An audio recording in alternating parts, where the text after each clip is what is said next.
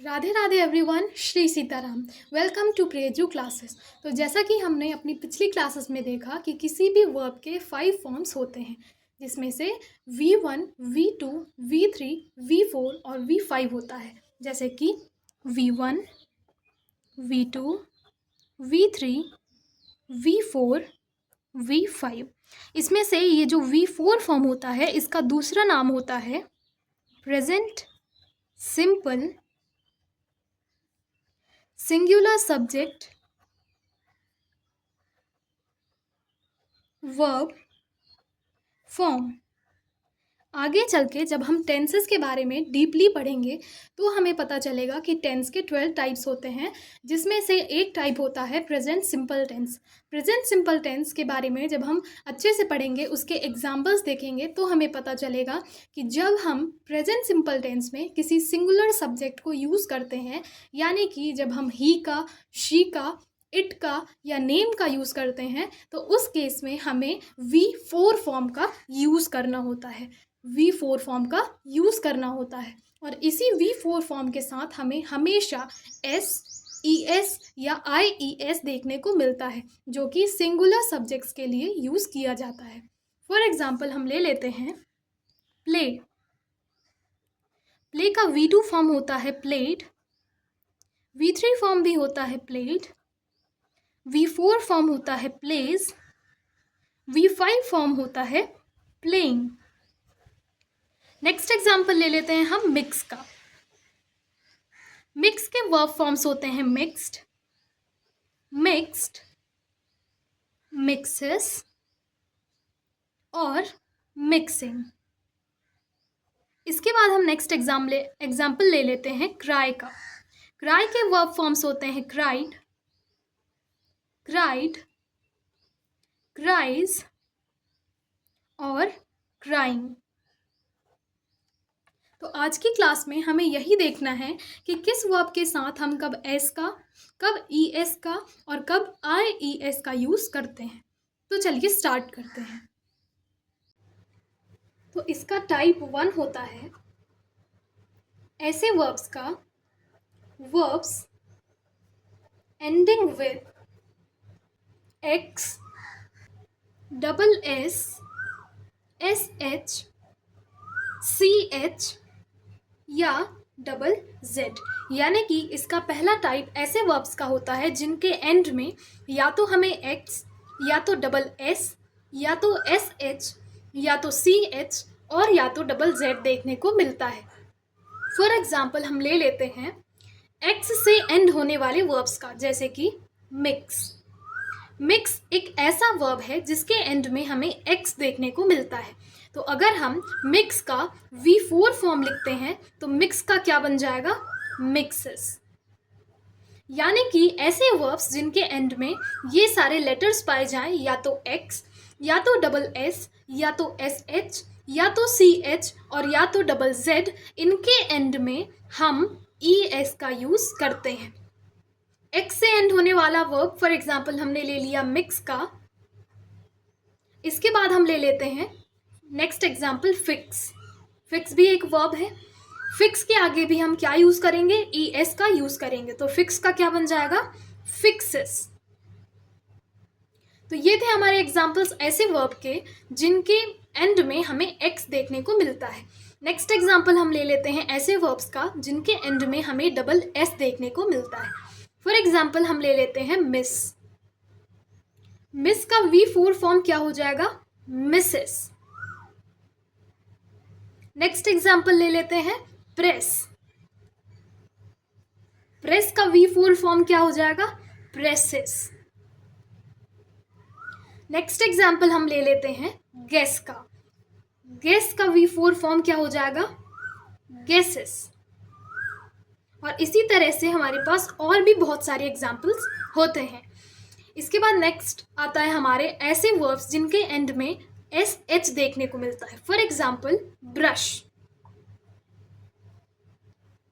Brush भी एक verb है, तो ब्रश का V4 फॉर्म हो जाएगा ब्रशेस। नेक्स्ट एग्जाम्पल हम ले लेते हैं रश। रश का भी V4 फॉर्म हो जाएगा रशेस। नेक्स्ट एग्जाम्पल हम ले लेते हैं पुश।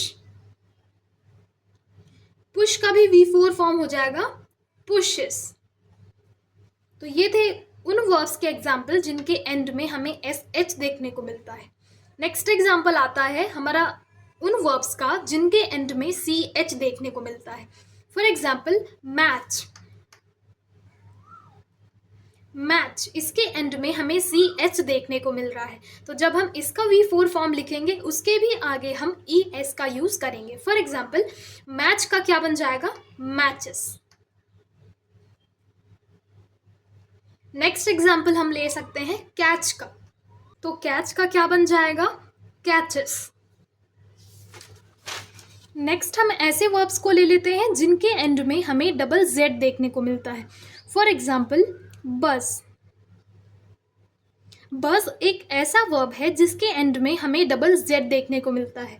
तो ऐसे वर्ब का V4 फॉर्म लिखते समय हमें ध्यान रखना है कि इसके आगे भी ES आएगा, जैसे कि बज का हो जाएगा बजेस। तो चलिए अब इसका टाइप 2 देख लेते हैं।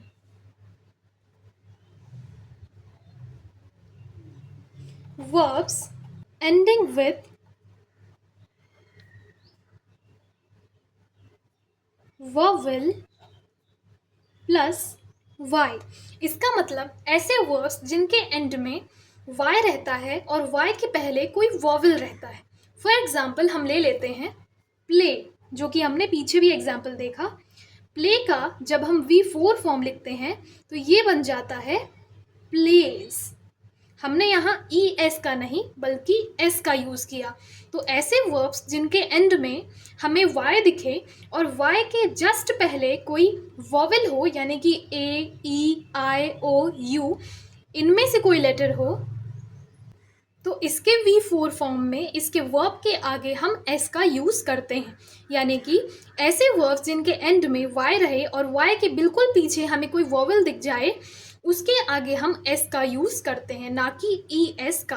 तो यहाँ लिख लेते हैं ऐड S, यानी कि ऐसे वर्ब्स के आगे हमें S का यूज़ करना है। नेक्स्ट एग्जाम्पल हम ले सकते हैं डीले। डीले भी एक ऐसा वर्ब है जिसके एंड में हमें Y देखने को मिलता है और Y के जस्ट पहले एक वॉवल होता है। तो इसका V4 फॉर्म हो जाएगा डिलेज। तो यहाँ नोटिस करने वाली बात यह है कि इसके एंड में हमें सिर्फ S देखने को मिल रहा है। इसके अलावा हम नेक्स्ट एग्जाम्पल्स देख सकते हैं, जैसे कि अनॉय। अनॉय का V4 फॉर्म हो जाएगा अनॉयज। और भी एग्जाम्पल्स हम देख सकते हैं, जैसे कि डिस्ट्रॉय। डिस्ट्रॉय का V4 फॉर्म हो जाएगा डिस्ट्रॉयज। तो ये था हमारा टाइप 2 वर्ब्स का। इसके बाद हमारा टाइप 3 आता है verbs ending with consonant plus Y। यानी कि ऐसे वर्ब्स जिनके एंड में Y होता है और Y के पहले कोई कॉन्सोनेंट होता है, यानी कि वॉवल को छोड़ करके जितने भी लेटर्स होते हैं उनमें से कोई भी लेटर अगर आ गया Y के पहले, तो उस केस में हम क्या लगाएंगे। तो ऐसे केस में हम एग्जाम्पल के थ्रू इसे समझने की कोशिश करते हैं। फॉर एग्जाम्पल हमने ले लिया कॉपी। कॉपी यानी किसी भी चीज़ को कॉपी करना। तो कॉपी, इसका V4 फॉर्म हो जाएगा कॉपीज। यहाँ हमने क्या किया कि हमने Y को हटा करके IES का यूज़ किया। तो ऐसे केसेस में जहाँ हमें ऐसा वर्ब देखने को मिले जिसके एंड में Y रहे और Y के बिल्कुल पीछे हमें कोई कॉन्सोनेंट देखने को मिल जाए, तो ऐसे वर्ब्स का जब हम V4 फॉर्म लिखते हैं तो हम Y को हटा करके वहाँ IES का यूज़ करते हैं। नेक्स्ट एग्जाम्पल हम ले सकते हैं क्राई का। तो क्राई के भी केस में हम ऐसा ही करेंगे, हम Y को हटा देंगे और Y को रिप्लेस करके हम वहाँ IES का यूज़ करेंगे। तो ये क्राई का बन जाएगा क्राइज। और भी एग्जाम्पल्स हम देख सकते हैं, जैसे कि फ्राई। फ्राई का V4 फॉर्म बन जाएगा फ्राइज। इसके और भी एग्जाम्पल्स देख सकते हैं, जैसे कि बुली। इसका V4 फॉर्म हो जाएगा बुलीज। तो यहाँ हमने क्या नोटिस किया कि अगर किसी वर्ब में लास्ट लेटर y रहता है और y के बिल्कुल पीछे हमें कॉन्सोनेंट देखने को मिलता है, तो हम y को हटा करके वहाँ IES को ऐड कर देते हैं। ये सारे एग्जाम्पल्स हम देख सकते हैं। तो यहाँ लिख सकते हैं रिमूव y एड IES, यानी कि y को हटाना है और IES लगाना है। तो इन 3 टाइप्स के अलावा कुछ एक्सेप्शंस भी होते हैं, जैसे कि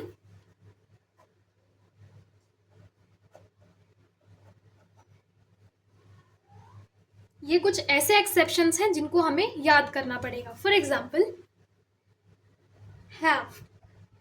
हैव का V4 फॉर्म हो जाएगा हैज।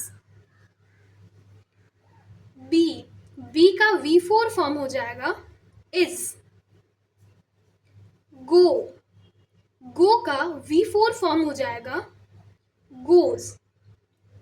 डू का V4 फॉर्म हो जाएगा डस।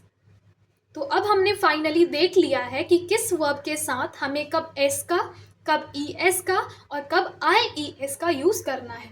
अब क्योंकि हमने इस चीज़ को सीख लिया है, तो जब हम प्रेजेंट सिंपल टेंस में सिंगुलर सब्जेक्ट्स के साथ डील करेंगे तो वहाँ हमें डाउट नहीं आएगा कि किस वर्ब के साथ हमें कब इन तीनों का यूज़ करना है, एस का, ES का और IES का। तो इन 3 टाइप्स के अलावा अगर हमारे पास कोई दूसरा वर्ब आ जाता है जिसके एंड में कोई कॉन्सोनेंट रहे या कुछ भी दूसरा टाइप का हमारे पास वर्ब आ जाता है, तो उसके एंड में उसके V4 फॉर्म में हमें S लगाना है बिना किसी डाउट के। तो आज की क्लास में हमने देखा कि किस वर्ब के साथ हमें कब S लगाना है, कब ES लगाना है और कब IES लगाना है। इसके अलावा कुछ एक्सेप्शंस के बारे में भी हमने डिस्कस किया और बाकी जितने भी वर्ब्स होते हैं उनके साथ हम S लगाते हैं। तो thank you for watching Priyaju classes. Radhe Radhe, Shri Sitaram.